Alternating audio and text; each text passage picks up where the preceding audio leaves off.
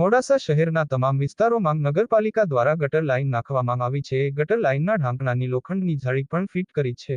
પરંતુ એ લોખંડની જાળીની બે પટ્ટીઓ વચ્ચે ખૂબ ગેપ હોવાના કારણે આજરોજ એક રાહદારી મહિલાનો પગ જાળીમાં ફસાઈ જવાની ઘટના બની હતી.